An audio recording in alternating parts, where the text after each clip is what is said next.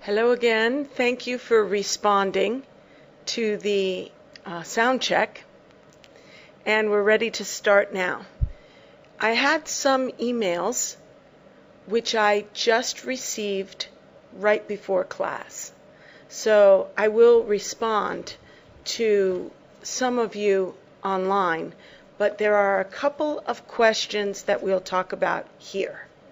Okay?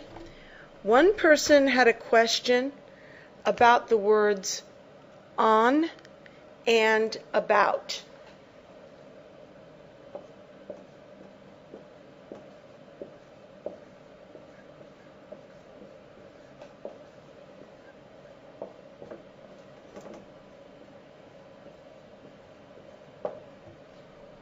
I read a book about trees. I read a book on trees. I read a book on trees. Margarita, just hold on a second. Okay, we're holding. Can you ask them to tell me on the chat board if broadcasting is okay? Can you please tell us on the chat board if the broadcasting is okay? We think there may be a problem. So please send a chat and let us know if there is any problem or if everything is okay. Thank you. I'm going to write the sentence again.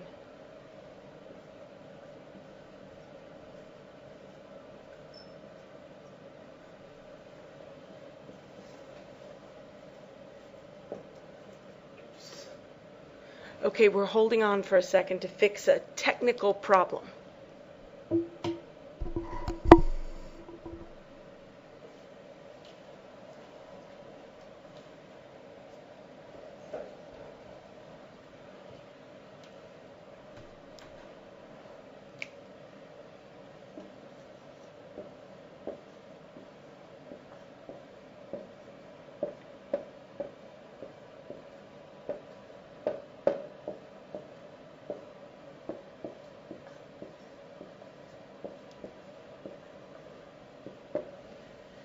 For those of you who can read that, who can't read that, I just wrote, we have a technical problem on the board.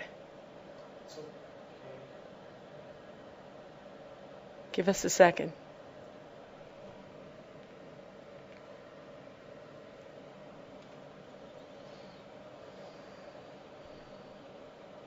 It's okay, you can go. Okay, I think we're okay now.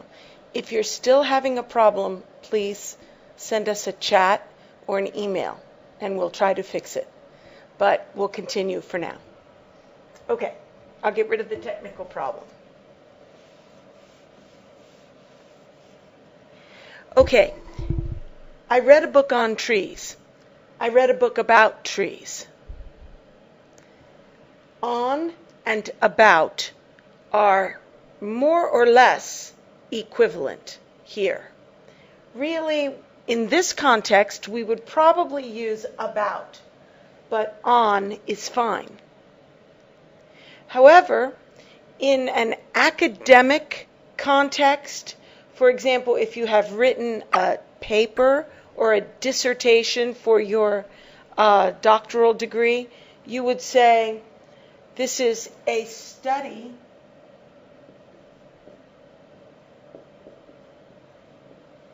on maybe the effects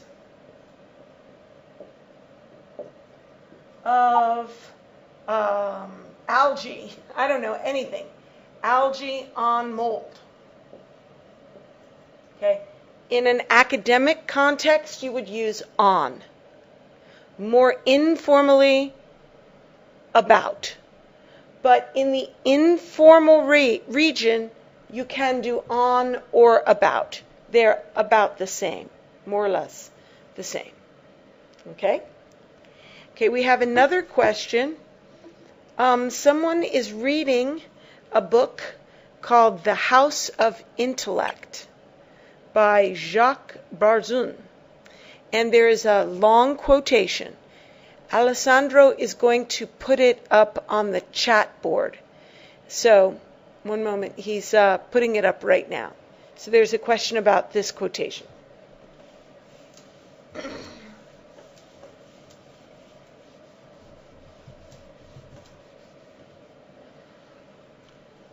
By the way, if I am speaking too fast, please let me know and I can slow down. Sometimes I forget that you are not native speakers of English. So let me know if it's too fast. Okay? All right, now I'm going to read the quote. It's a complicated and difficult quote. I'll read it to you and then I'll tell you what the question is. Here's the quote. Yet all this, far from satisfying our contemporary artists, leaves most of them angered and gloomy amid the orgiastic dispersal of their works. As a result, artists are today the most persistent denouncers of Western civilization, and their lay following zealously presses the indictment. Beside theirs, the political animus against society seems tame. This is something new, in form as well as spirit, for the artistic outcry tends to be vague and abstract, and often absurd. It affects to despise materialism and the world of trade. But the ground of attack is that trade gives artists too little material reward. Being intellectually feeble, these complaints cannot lead to action. They merely poison the air and lives of those that breathe it.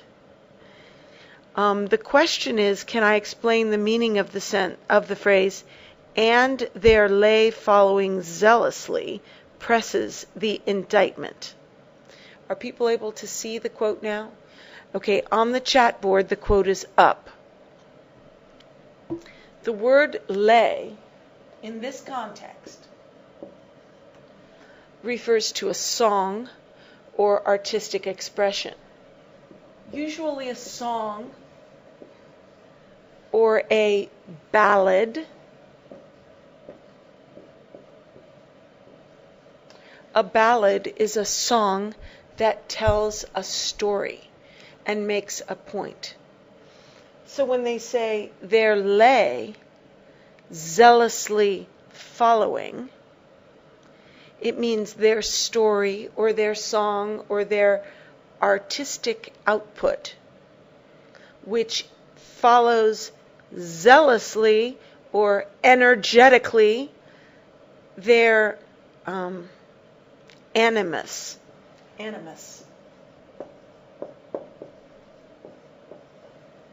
Animus means anger and angst. I'm giving you a lot of difficult vocabulary words. Angst. It means anger. So, let's read this a little more slowly, make sure we understand the gist. It's talking about artists who hate Western culture. And, basically that's what it's talking about. But let's read it a little more carefully, and I won't spend a lot more time on it. Yet all this, far from satisfying our contemporary artists, leaves most of them angered and gloomy amid the orgiastic dispersal of their works. So, artists are not happy, in spite of the fact that their work is broadly and enthusiastically dispersed and received by the audience. As a result, artists are today the most persistent denouncers of Western civilization. Artists speak against Western civilization more than any other group. And their lay, following zealously, presses the indictment. Okay, an indictment is an accusation of wrongdoing. So the artists denounce Western civilization as doing wrong. Western civilization is guilty of wrongdoing. That's what the artists say. And then they put out their lay, their songs and ballads, their artistic output, which presses their point even more. It presses the indictment even harder. It gives more force to their accusation that civilization is bad, Western civilization. Okay? Besides theirs, the political animus against society seems tame. Politicians and the politically correct, educators, college professors, they are very anti-Western civilization, anti the dead white guys, like for us, George Washington, heroes of our history. They don't want him in the history books. Get rid of all the good stories of Western civilization and point out the failings of Western civilization in sort of a confessional mode where they're saying, we are bad, we are bad, we are bad. In fact, they don't think they personally are bad. They think they personally are good to be accusing their own culture. It's weird, the liberal mindset. But it says here, besides theirs, meaning the angst of the artists, the political animus against society seems tame. So the artists are much more angry with society than politicians. This is something new, in form as well as spirit. For the artistic outcry, usually the complaints of artists, tends to be vague, abstract, and often absurd. So artists don't usually have a clear indictment against something to share. It affects to despise materialism and the world of trade. Affects. That means it pretends hypocritically. It pretends to despise materialism. In other words, it says, I don't care about money. It is pretending not to care about money. But the ground of attack is that trade gives artists too little material reward. So while affecting to despise money, they are really accusing the society of not giving them enough money. So it is not true that they don't care about money. They affect to despise materialism and the world of trade. But the grounds of their outcry and their attack is that trade gives artists too little material reward. Being intellectually feeble, the complaints are intellectually feeble.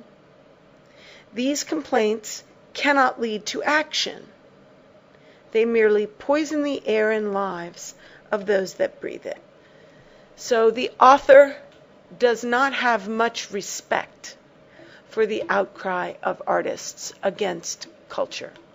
And the specific question, the lay zealously following presses the indictment, means the artistic output reinforces their verbal complaints. Okay, I think that's it on the questions for now. We are still planning on putting up a poll concerning coming to the United States to study English in my home. Pretty soon, I hope we can get something up about that, so you can be thinking about it. All right, let us go to the book. I spoke to Olavo last night about the Levis book, and he gave me a lot of wonderful ideas, not specifically about the book, but I will try to bring some of his ideas in where they are warranted in the text. Hold on one sec. I need to get a glass of water. My throat's kind of dry.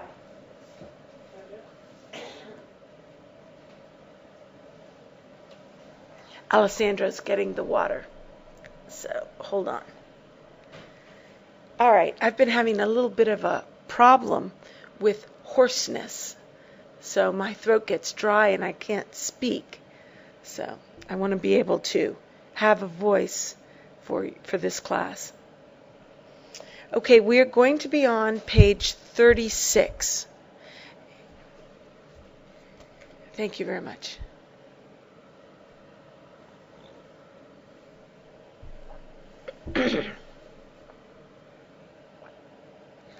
Okay, excuse me. Last week, we talked about the middle paragraph on page 36. And I would like to begin reading with the part we went over and then continue into page 37. I think that this paragraph that we did last week and we'll review today introduces a very important concept called the third realm.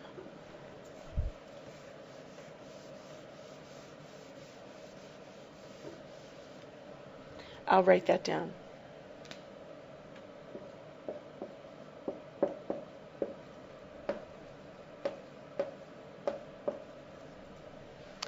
As I was speaking to Olavo last night, I got the impression that this third realm keys into a problem in philosophy which is pervading all of the thinking in the world.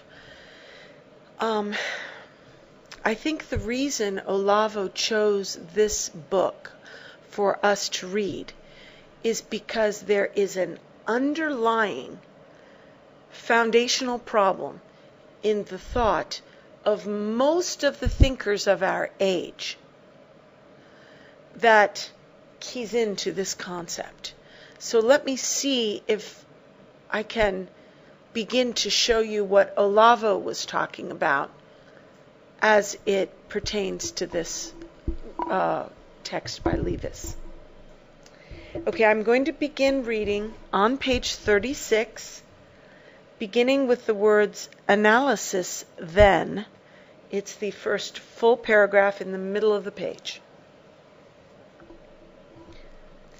Analysis, then, insofar as it aims at establishing a favorable judgment, is the process of justifying the assumption that a poem, which we take to be a real poem, stands between us in what is, in some sense, a public world. Minds can meet in it, and there is so essential a measure of concurrence as to its nature and constitution that there can be intelligent, that is, profitable, differing about what precisely it is. It is neither merely private nor public in the sense that it can be brought into a laboratory, quantified, tripped over, or even pointed to. The only way of pointing to particulars in it is to put one's finger on given spots in the assemblage of black marks on the page. And that assemblage is not the poem. The poem is a product, and in any experienced actual existence, a phenomenon of human creativity, the essentially collaborative nature of which it exemplifies in diverse, distinguishable modes. And yet it is real. To use a formulation I threw out years ago in the course of defining the nature of the discipline I am concerned to vindicate, it belongs to the third realm, the realm of that which is neither public in the ordinary sense, nor merely private.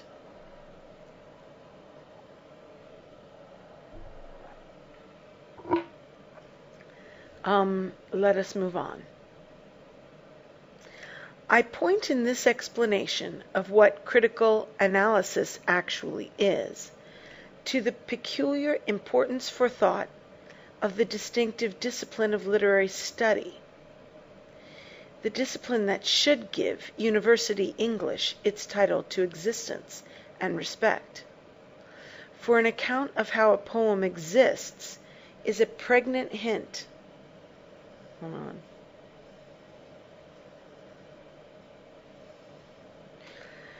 For an account of how a poem exists is a pregnant hint of the way in which the human world is created and in constant renewal maintained. It is into the human world that, in Marjorie Green's sketch of a human being's attainment of full humanity, the child is born. The world in which it more and more fully lives, and she makes it plain that living is both recreative and creative, explaining in her refutation of Russell the nature of standards. She says, I think we won't read the quote now. Let's work with this little portion of the paragraph first and make sure we have that. Then we'll move on to the quote and the next paragraph.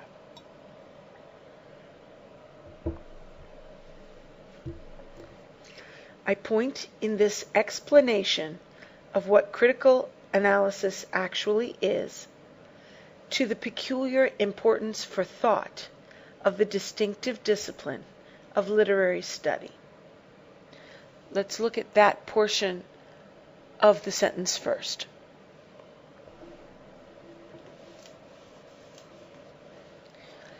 In this section of the book, Levis has been trying to explain what critical analysis is.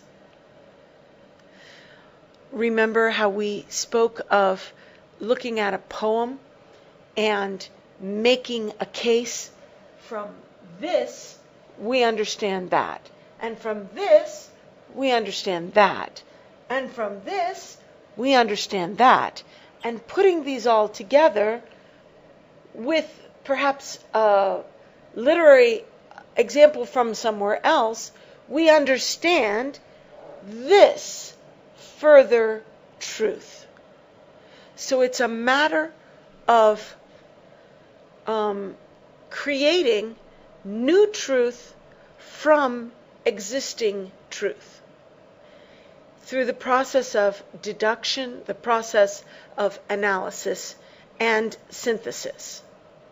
And this is how the great continuity of human thought has progressed, with additions being made from all sides by intelligent handling of what already exists. So, Levis has been trying to explain how this works in this section. And in his explanation, he is pointing to a great truth. And the truth is that this process of synthesizing and then analyzing and then reconstructing with new material to produce new knowledge is peculiarly important for the development of the ability to think. So when he says it is the peculiar importance for thought,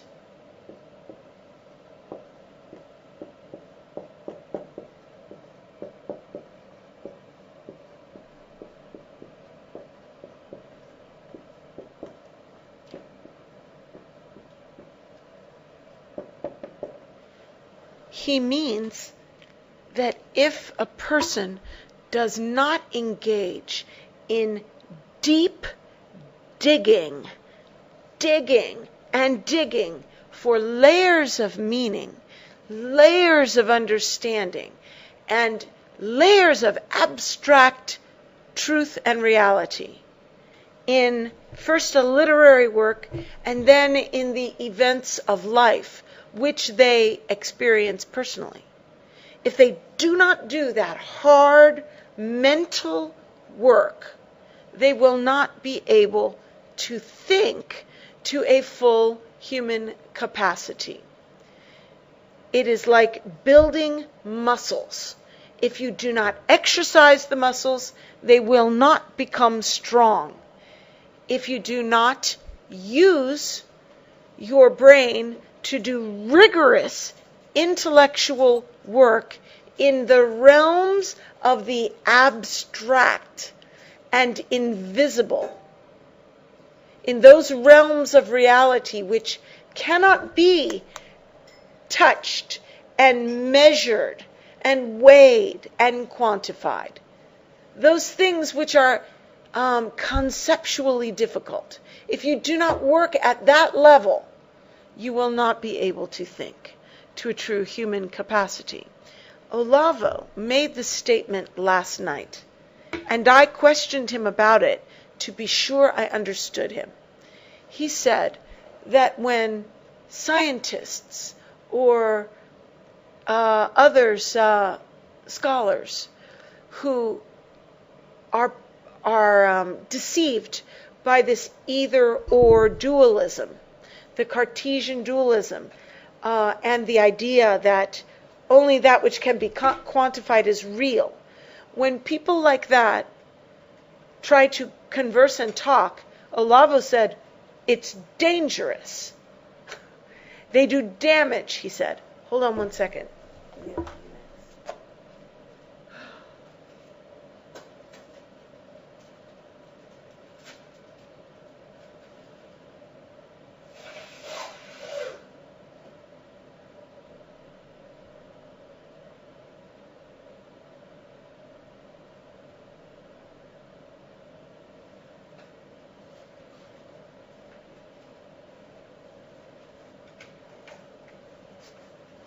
Okay, I'm back. He said they don't understand anything. He gave many examples that were so good. And maybe we'll come up with some more as the book continues to probe my memory. But he talked about how they, he gave an example. He said, suppose he is taking a cup of coffee. What the scientist would say is happening is that he is taking in some substance which contains caffeine, which will have some effect on his brain to stimulate his metabolism or something to make him go faster. And that's all that's happening. And he said, first of all, that is not all that is happening. There are layers and layers of meaning to every simple event. For example, he said that the cup of coffee itself represents countless interventions by human beings just to get it there. It has the people who grew the coffee beans and harvested them and prepared them and shipped them and sold them to the grocery store, and then his wife who bought it and prepared it. You have the people who prepared the water and work at the water plant to give clean water. You have the people who created the cup. All the scientists who invented the chemistry of plastics to give a plastic cup. All the businessmen who made it possible. There are countless human interventions, even in just one cup of coffee, that are part of the human world. In addition to that, he said, he could be drinking tea. And if it were tea, it would be different. There is a cultural ritual around coffee and tea, and these things can be different. In our culture, tea is more of a woman's drink.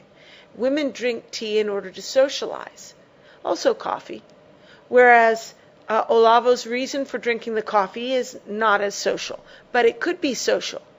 So there is a cultural dimension and a relational dimension. So there are many layers of reality in the simple act of drinking a cup of coffee. However, not only is the scientist or the scientifically minded person incomplete in their understanding of what is happening. We have proved that they are incomplete. But not only are they incomplete, they are actually wrong about their understanding of what is happening. Because the scientist says, you are taking a cup of caffeine. You are taking 200 milligrams of caffeine. They create a non-real situation. And then they evaluate the non-real situation of taking a cup of caffeine and say, that is all that is happening. The only thing that is happening is you are ingesting 200 milligrams of caffeine. So you see, they take something that is real and that has many layers of meaning, and they draw from it certain characteristics that can be measured by their instruments. And they neglect anything else. And they deal only with those secondary characteristics. Olavo insists on calling these secondary characteristics, although the scientists would say they are primary characteristics, that which can be measured. But Olavo says they take a few secondary characteristics and then assert that that is the only reality. So he says when people like that are talking, they have no idea what they are talking about. They neglect as well as misunderstand the nature of reality on every level. So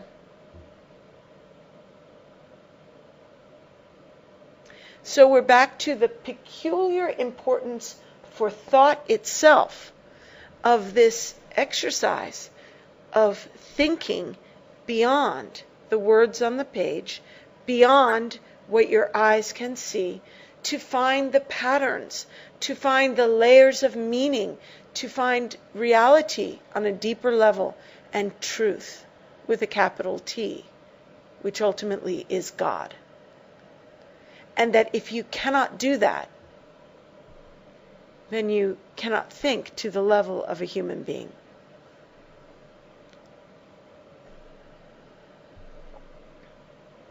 And Olavo continues to insist that the first step is using literature in this way. Okay, so I point in this explanation of what critical analysis actually is to the peculiar importance for thought of the distinctive discipline of literary study, the discipline that should give University English its title to existence and respect. When you have that, the peculiar importance for thought of the distinctive discipline of literary study. So it's literary study.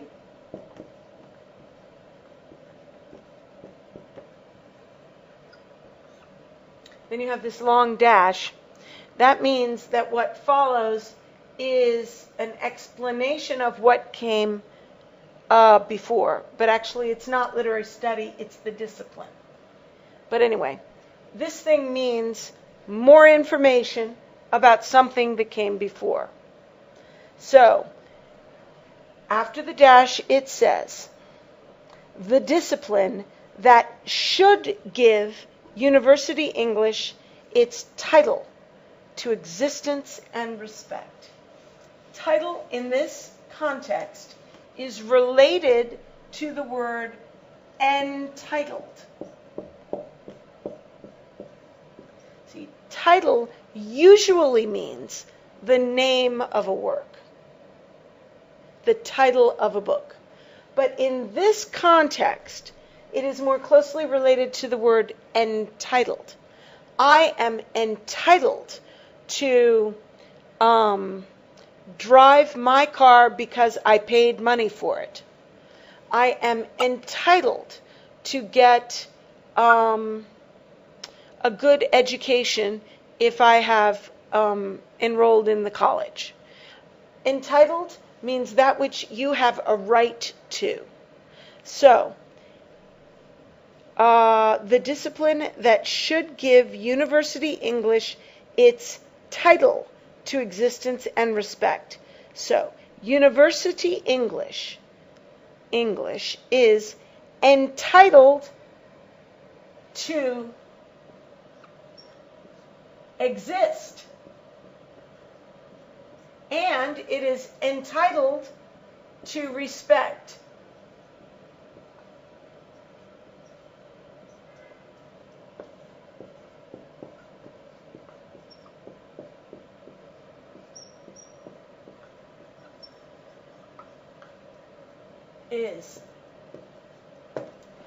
University English is entitled to exist and entitled to respect because of this distinctive discipline.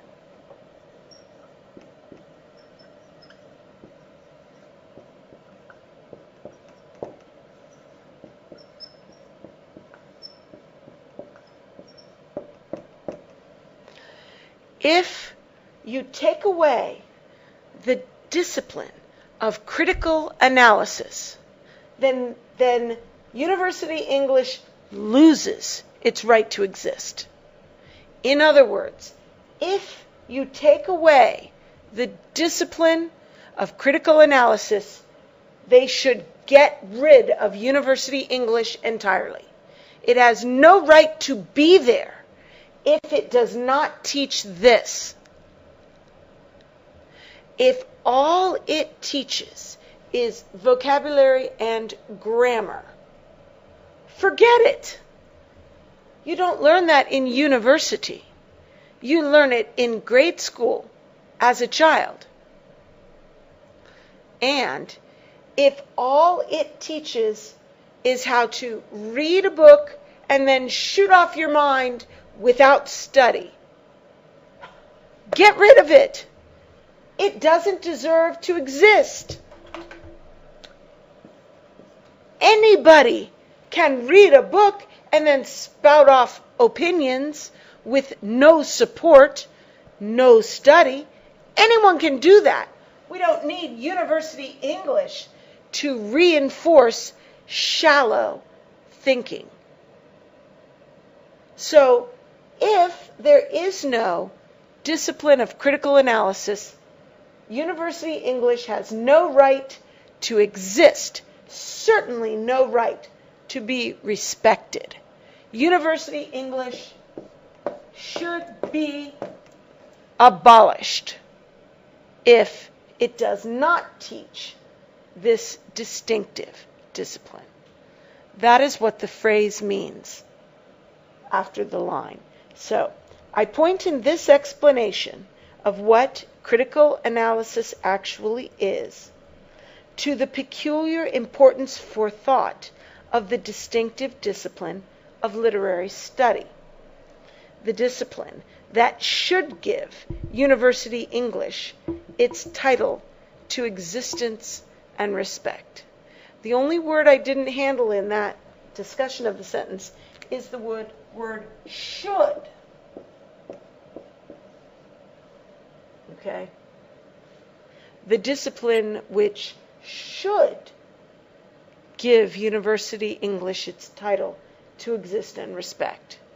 What he's saying there is, in fact, University English is losing the discipline and has lost it, yet it still claims a right to exist and be respected. So they're saying it's bad that they think they are worthwhile without this. This is the key and heart of University English. Next sentence. For an account of how a poem exists is a pregnant hint of the way in which the human world is created and in constant renewal maintained. Olavo loves this sentence. He spoke for a long time about this one sentence.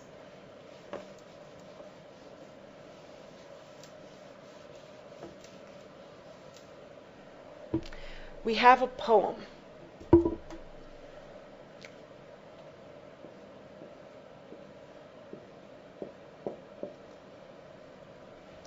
We have a poem. A poem is a way of saying something in a memorable way. That's Olavo's definition.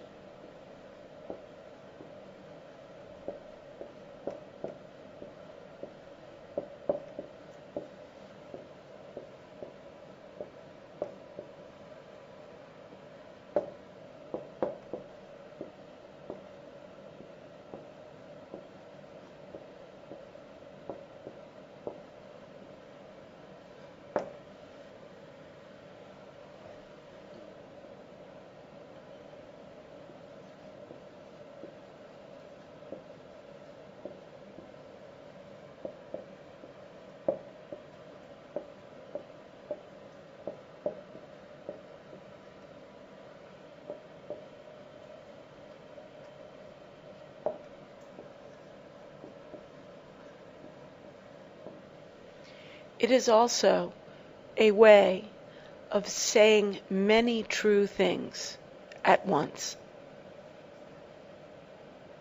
When a poet conceives a thought, usually it would be something deep with many layers. For example, you would not normally write a poem about a trivial reality like, I want my daughter to throw away this tissue for me. No.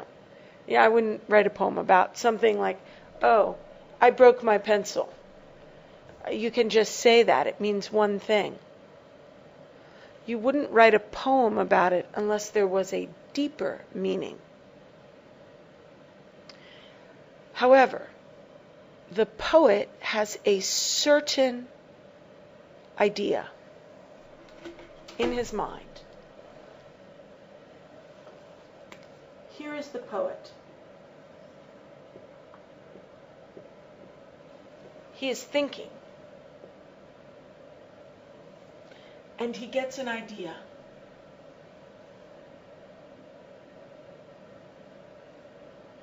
And he writes it down. See, this is him writing on paper. Okay. He has an idea with several layers. He embodies it in images and memorable words, and he sends it out there to hear. Where readers interact with it. One reader sees it.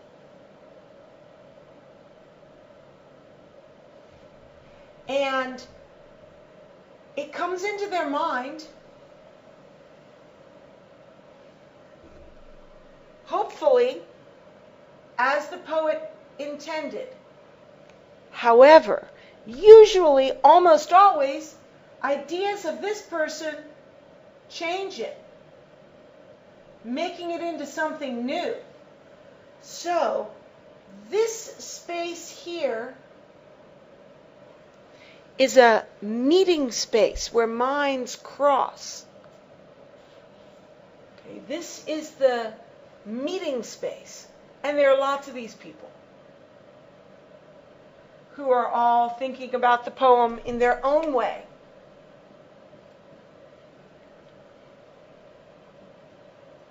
And bringing their own things to it. So this is the arena of commerce. The public realm is the arena for commerce. And the piece of paper and the words are in the public realm. But the meaning is in the head of the author and in the heads of the readers. The meaning exists in a different realm than the paper. It is not only private in his head. It is not only public on paper. It exists in some other matrix, a third realm.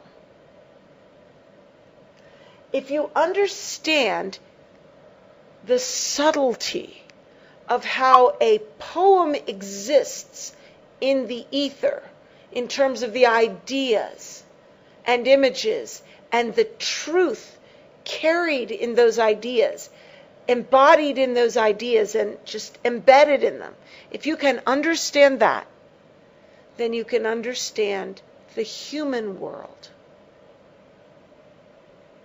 and how it is created and constantly renewed.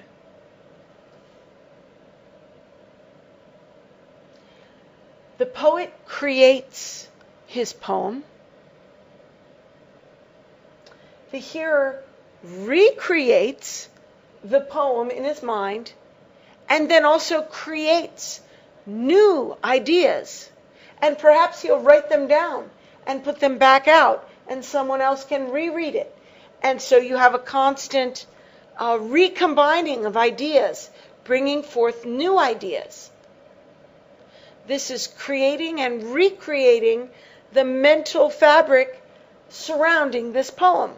And there can become a volume of literature about the poem, created and recreated by the scholars. The human world is to be understood that way.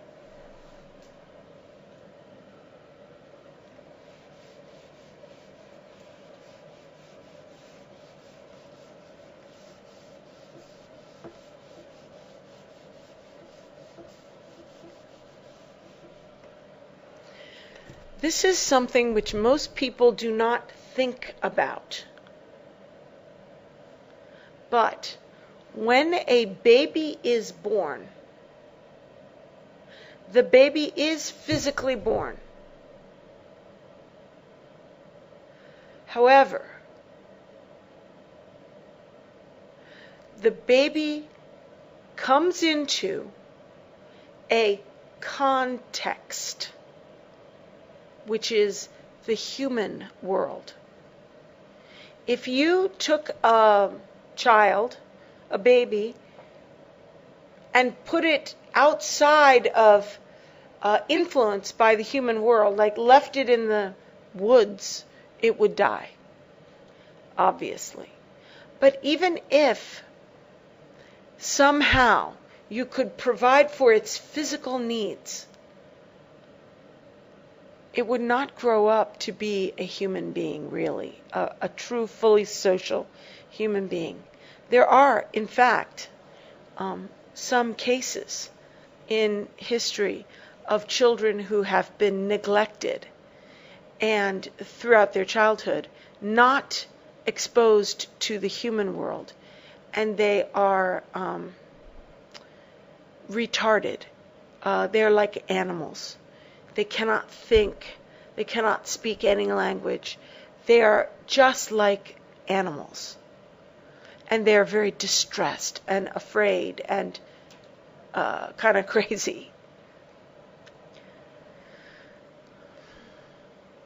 The human world is the sum total of all of the patterns that we have created for ourselves.